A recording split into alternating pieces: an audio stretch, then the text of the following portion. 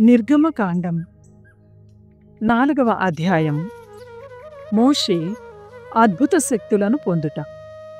అప్పుడు మోషే, వారు నన్ను నమ్మకున్నా ఎట్లు, నా మాటలు చెవిని పెట్టకున్నా ఎట్లు, యావే నీకు ప్రత్యక్షము కాలేదని నాతో అనినా ఏమి అగును అనెను. యావే, నీ చేతిలో ఉన్నదేమి అని మోషేను అడిగెను. అతడు కర్ర అని బదులు పలికెను. యావే, దానిని నేల మీద పడవేయుము అనెను. మోషే కర్రను నేల మీద పడవేయగా అది పాముగా మారెను. మోషే వెనుకంజ వేసెను. యావే, నీ చెయ్యి చాచి దాని తోక పట్టుకొనుము అనెను. మోషే చెయ్యి చాచి దానిని పట్టుకొనెను. అతని చేతిలో పాము కర్రగా మారెను. యావే మోషేతో, ఇక ఇట్లే చేయుము, అప్పుడు వారు తమ పితరుల దేవుడు, అబ్రహాము దేవుడు, ఈసాకు దేవుడు, యాకోబు దేవుడు అయిన యావే నిజముగా నీకు ప్రత్యక్షమయ్యనని నమ్ముదురు అనెను. మరల యావే మోషేతో మాటాడుచు, నీ చేతిని నీ రొమ్మున ఉంచుకొనుము అని చెప్పెను.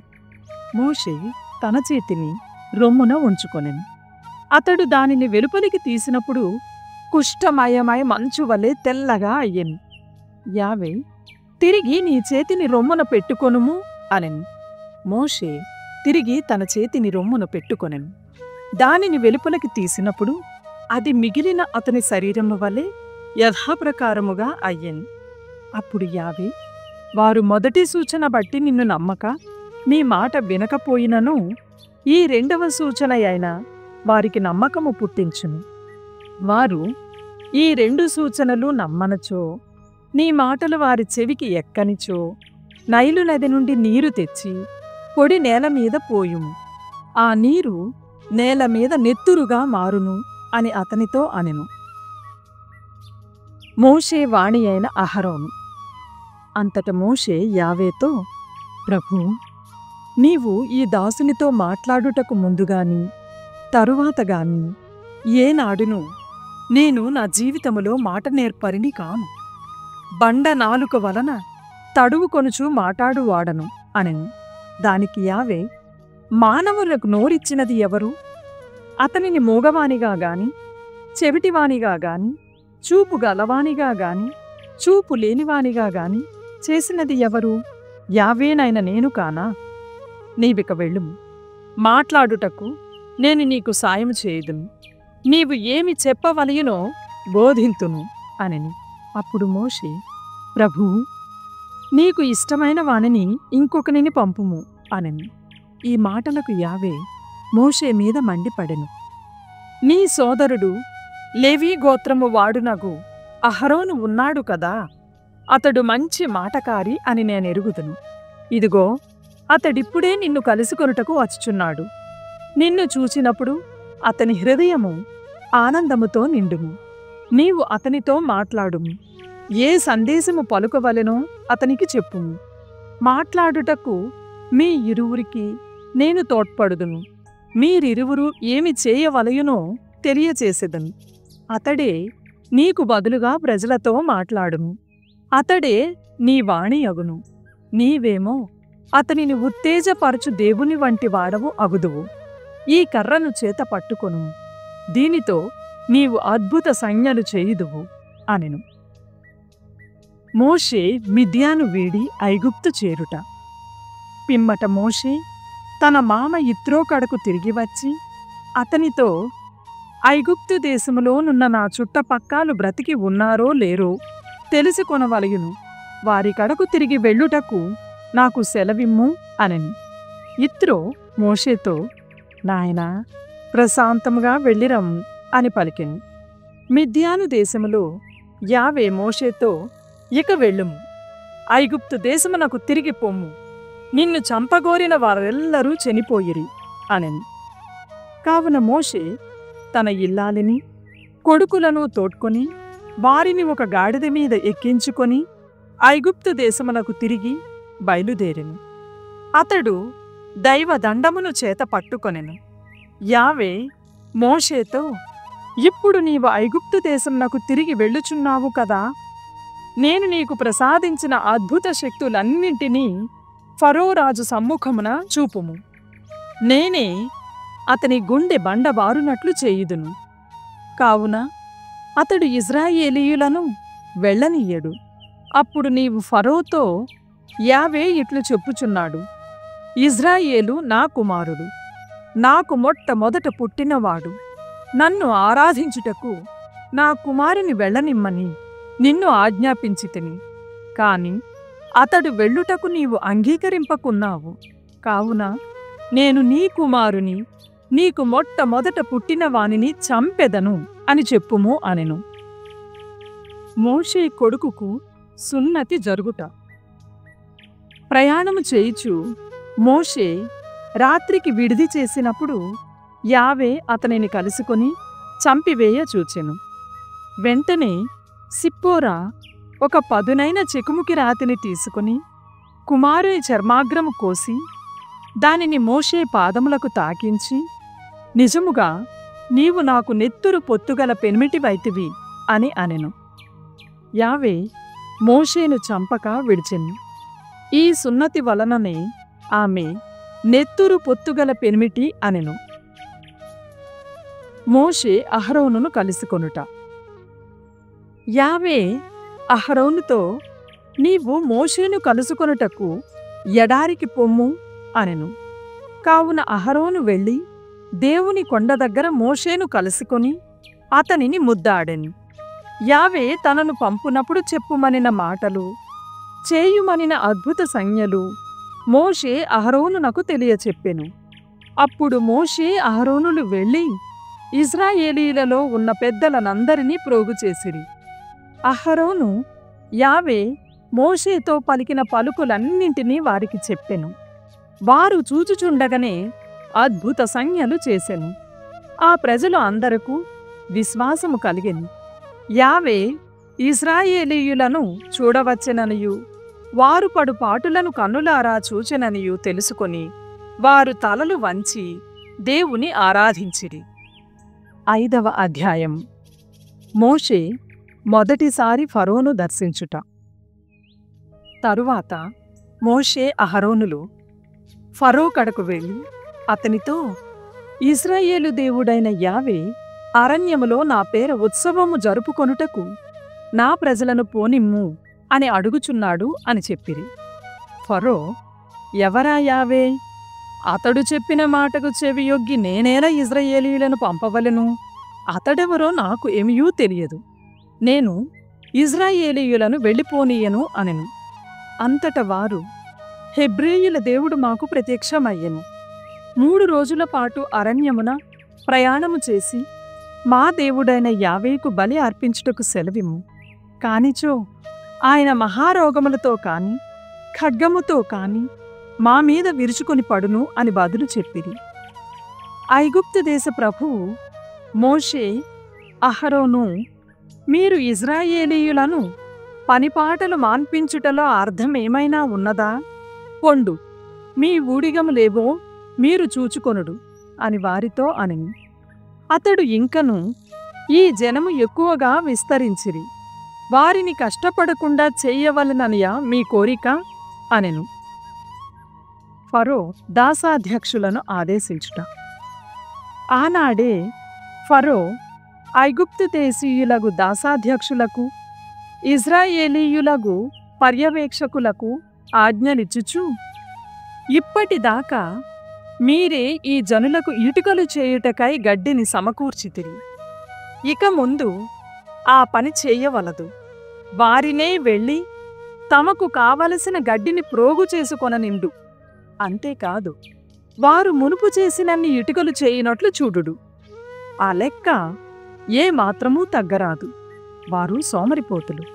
కావుననే మమ్ము వెళ్ళనిండు, మా దేవునకు బలి అర్పింపనిండు అని మొరుగుచున్నారు. వారిని వెనుకటి కంటే అధికముగా శ్రమపెట్టుడు. అట్లయినగాని వారు తమ పనికి అంటిపెట్టుకొని ఉండరు. కళ్ళబొల్లి వాగుడు విని తీరిక లేకుండా ఉండరు అని.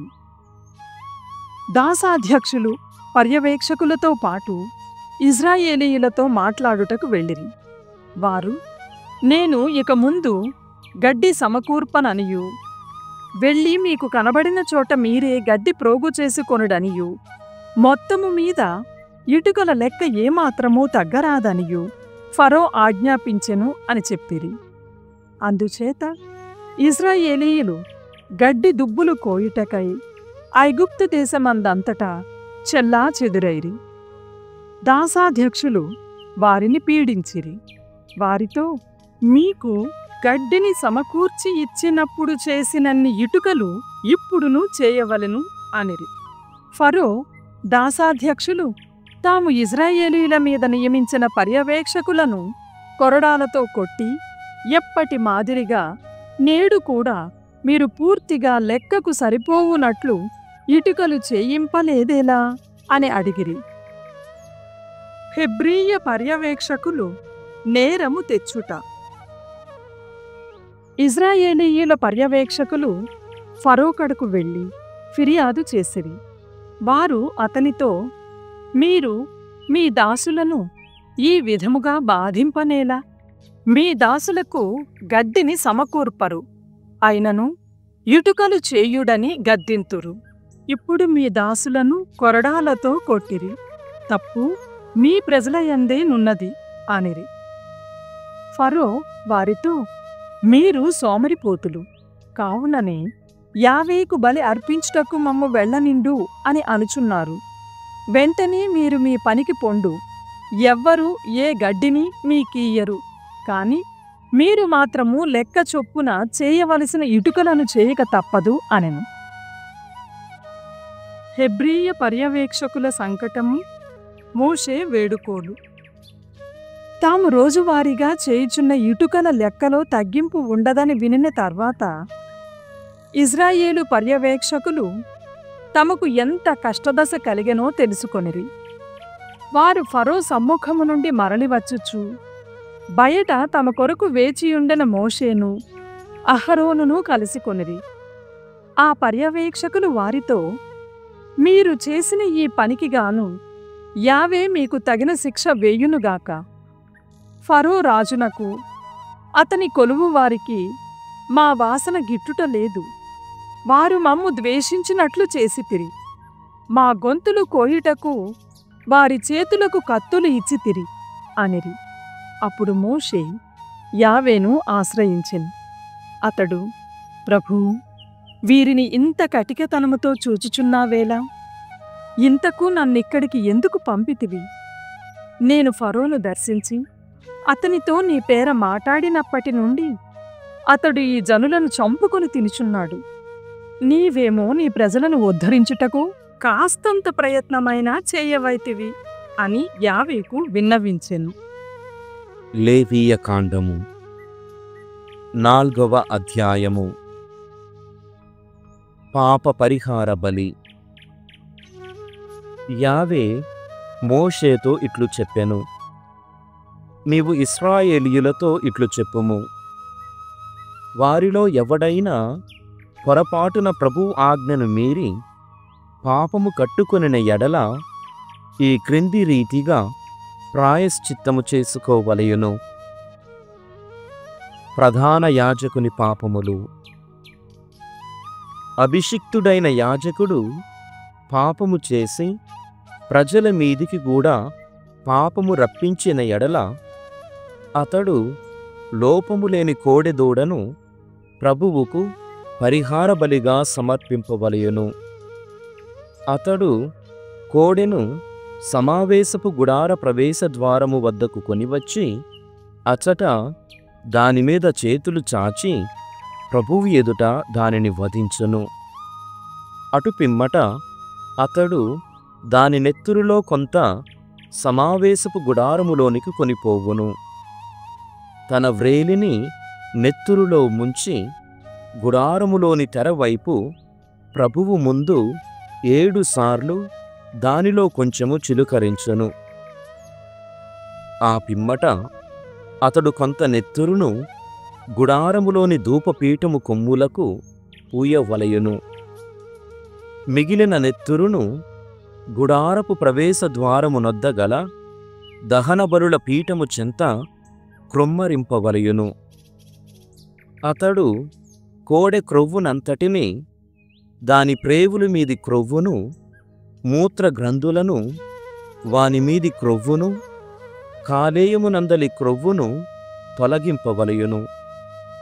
సమాధాన బలులలో వలె ఈ పాప పరిహార బలులలో కూడా యాజకుడు క్రొవ్వును తొలగించి దహన బలులు అర్పించు పీఠము మీద దానిని కాల్చివేయవలయును. కోడె చర్మము, మాంసము, తల, కాళ్ళు, ప్రేవులు, పేడ వీనినన్నిటినీ శిబిరము వెలుపలకు కొనిపోయి అట బూడిదను ఉంచు శుద్ధ స్థలమున కట్టెల మీద కాల్చివేయవలయును. ఇశ్రాయేలు సమాజము పాపములు. ఇశ్రాయేలు సమాజమంతా పొరపాటున ప్రభువు ఆజ్ఞ మీరి పాపము కట్టుకొనిన ఎడల, ఆ పాపమును గుర్తింపగానే అవలక్షణములు లేని కోడెదూడను కొని వచ్చి పాప పరిహార బలిని సమర్పింపవలయును. ఆ కోడెను సమావేశపు గుడారముకు కొని రావలయును. యావే సమక్షమున సమాజ నాయకులు దాని తల మీద చేతులు చాచి దానిని వధింపవలయును. ఆ మీదట అభిషిక్తుడైన యాజకుడు దాని నెత్తురులో కొంచెము సమావేశపు గుడారములోనికి కొనిపోవును. తన వ్రేలిని నెత్తురులో ముంచి ప్రభువు సమక్షమున గుడారములోని తెర ముందట 7 సార్లు చిలుకరింపవలయును. ఆ పిమ్మట అతడు కొంత నెత్తురును గుడారములోని ధూపపీఠము కొమ్ములకు పూయవలయును. మిగిలిన దానిని గుడారము ప్రవేశ ద్వారమునొద్ద గల దహన బలుల పీఠము చెంత క్రుమ్మరింపవలయును. తరువాత అతడు కోడె క్రొవ్వునంతటినీ తొలగించి పీఠము మీద కాల్చివేయును. ఈ కోడె కూడా పాప పరిహార బలికి గాను సమర్పించు కోడెతో సమానమగును. ఈ రీతిగా యాజకుడు ప్రజల పాపములకు ప్రాయశ్చిత్తము చేయగా వారి పాపములు పరిహారమగును. ఈ కోడెను కూడా ఆ మొదటి దానిని వలె శిబిరము వెలుపలకు కొనిపోయి అచట దహింపవలయును. ఇది సమాజపు పాపములను తొలగించు పరిహార బలి అగును. ప్రజానాయకుల పాపములు. ప్రజానాయకులలో ఎవడైనా పొరపాటున దేవుని ఆజ్ఞను మీరి పాపము కట్టుకొనినచో అతడు తన పాపమును గుర్తింపగనే అవలక్షణములు లేని మేకపోతును కొని రావలయును. దాని తల మీద చేతులు చాచి దహన బలికి పశువులను వధించు చోటనే దానిని కూడా వధింపవలయును. ఇది పాప పరిహార బలియగును. యాజకుడు దాని నెత్తురును కొద్దిగా వ్రేలితో తీసుకొని దహన బలుల పీఠము కొమ్ములకు పూయవలయును. మిగిలిన నెత్తురును ఆ పీఠము చెంత క్రుమ్మరింపవలయును. మేకపోతు క్రొవ్వునంతటిని సమాధాన బలులలోని క్రొవ్వును వలె పీఠముపై దహింపవలయును. ఈ రీతిగా యాజకుడు ప్రజానాయకుని పాపములకు ప్రాయశ్చిత్తము చెయ్యగా అతని పాపములు పరిహారమగును. సామాన్య జనుల పాపములు.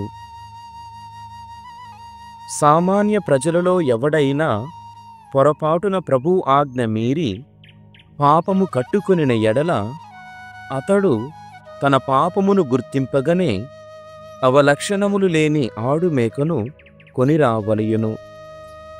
దాని తల మీద చేతులు చాచి దహనబలికి పశువులను వధించు తావుననే దానిని కూడా వధింపవలయును. యాజకుడు దాని నెత్తురును కొద్దిగా వ్రేలితో తీసుకొని దహనబలి పీఠము అంచులకు పూయును. మిగిలిన నెత్తురును పీఠము చెంత క్రుమ్మరించును. సమాధాన బలులలోని క్రొవ్వు వలె ఈ మేక క్రొవ్వును కూడా తొలగించి పీఠము మీద కాల్చివేయవలయును. దాని సువాసన వలన యావే సంతుష్టి చెందును. ఈ రీతిగా యాజకుడు పాపి అయిన నరునికి ప్రాయశ్చిత్తము చేయగా అతని పాపములు పరిహారమగును. కాని వాడు గొర్రెపిల్లను అర్పింపగోరినచో అవలక్షణములు లేని ఆడు గొర్రెను కొని రావలయును. అతడు దాని తల మీద చేతులు చాచి దహనబలికి పశువులను వధించు తావుననే దానిని కూడా వధింపవలయును. యాజకుడు దాని నెత్తురును కొద్దిగా వ్రేలితో తీసుకొని దహన బలుల పీఠము అంచులకు పూయెను. మిగిలిన రక్తమును పీఠము చెంత కృమ్మరింపవలయును. సమాధాన బలులలోని క్రొవ్వు వలె ఈ గొర్రె క్రొవ్వును కూడా తొలగింపవలయును. యాజకుడు ఇతర దహన బలులతో పాటు ఈ క్రొవ్వును కూడా పీఠము మీద కాల్చివేయును. ఈ రీతిగా యాజకుడు సామాన్యుని పాపములకు ప్రాయశ్చిత్తము చేయగా వాని పాపములు పరిహారమగును. 46వ కీర్తన. దేవుడే తన ప్రజకు ఆశ్రయము, బలము. ప్రభువే మనకు ఆశ్రయమును బలమునైనవాడు. ఆపదలలో అతడు మనలను ఆదుకొనుటకు సిద్ధముగా ఉండును. కనుక భూమి కంపించినను, పర్వతములు సాగర గర్భమున కూలినను, సాగర జలములు రేగి ఘోషించి నొరగలు క్రక్కినను, సముద్ర జలములు పొంగి కొండలు చలించినను మనము భయపడనక్కరలేదు. మహోన్నతుని పవిత్ర మందిరమును, దేవుని నగరమును తన పాయలతో ఆనందమున ఓలలాడించు నది ఒకటి కలదు. దేవుడా పట్టణమున వసించును, కనుక అది నాశము కాదు. వేకువ జాముననే అతడు పురమును ఆదుకొనును. అన్యజాతులు ఆర్భాటము చేసిరి, రాజ్యములు చలించెను. కాని ప్రభువు సింహనాదము చేయగా భూమి ద్రవించెను. సైన్యములకు అధిపతి అయిన ప్రభు మనకు అండగా ఉన్నాడు. యాకోబు దేవుడు మనకు ఆశ్రయముగా ఉన్నాడు. 2 ప్రభువు కృత్యములను కనుడు. భూమి మీద ఆయన చేసిన మహాకార్యములను వీక్షింపుడు. ఆయన నేల 4 చెరగుల పోరులు రూపుమాపును. విల్లులను విరిచివేసి బల్లెములను విరగగొట్టును, రథములను తగులబెట్టును. మీరు నిశ్చలముగా ఉండి నేను దేవుడనని తెలిసికొనుడు. సకల జాతులలోనూ సర్వభూమి మీదను నేనే సార్వభౌముడను అని అతడు వచించుచున్నాడు. సైన్యములకు అధిపతి అయిన ప్రభు మనకు అండగా ఉండును. యాకోబు దేవుడు మనకు ఆశ్రయముగా నుండును.